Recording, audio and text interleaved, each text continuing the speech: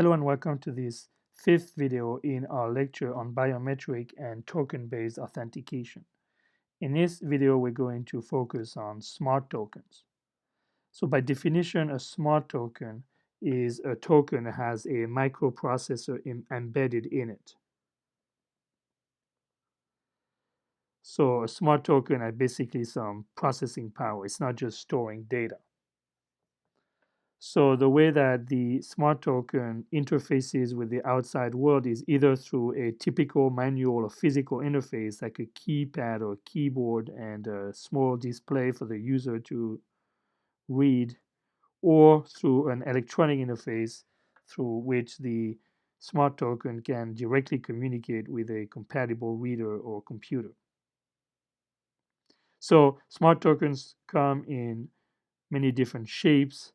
They could look like a calculator or a key fob or any kind of other portable format that is small enough to carry around. And in particular, a smart token that has the shape and the size of a credit card or an ATM card is called a smart card.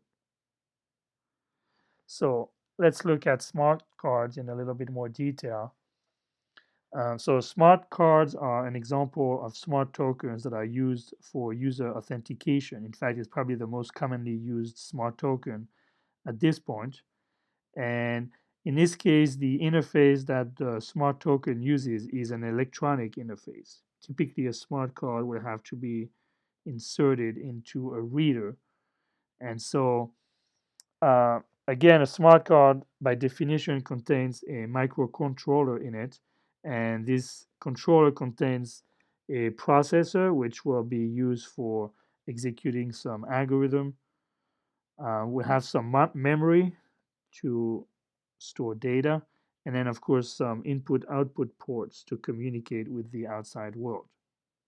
In some version of smart card, there's even a coprocessor that is a specialized processor that is there to execute some crypto operations and therefore to be able to run some built-in cryptographic algorithm or maybe some encryption or digital signature and so on and so forth. So in some cards, the I/O ports are directly visible. They are exposed electrical contacts that are used to connect to the associated reader when the card is inserted into it. And in other cases, the smart card actually contains an antenna embedded in it, and it can communicate wirelessly with the reader that also has an antenna in it. So when it comes to the memory of these smart cards, there are different kinds of memory. The usual read-only memory or ROM is used to store data that obviously does not change since it's read-only. So it's burnt into the card at creation time and then it doesn't change. So this is for immutable data. An example of such data would be the card number or the name of the owner of the card. Again, the kind of data that doesn't change over the lifetime of the card. So if the data has to change over time, a more fancy kind of memory is the EEPROM.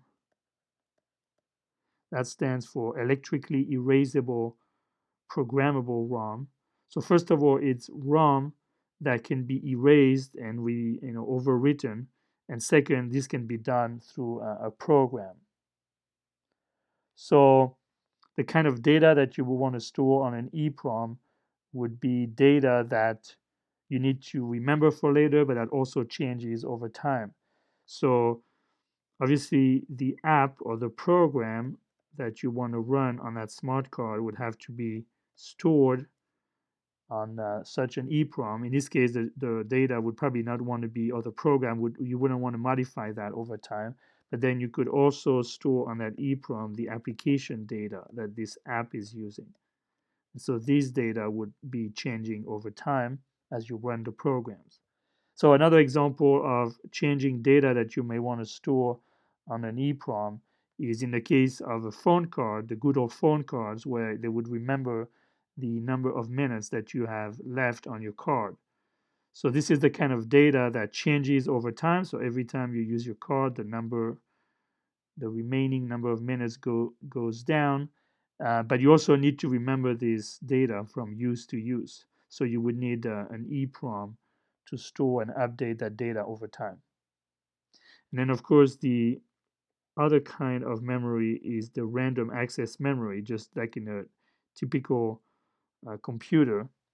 And this would be data that is obviously not maintained from use to use, but is remembered during the execution of a particular algorithm or app.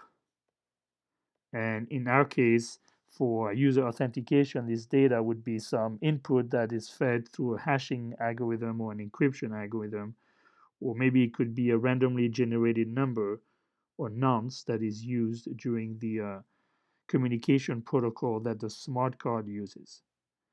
So, in the next video, we're going to discuss some of the protocols that smart cards use in the process of authenticating users.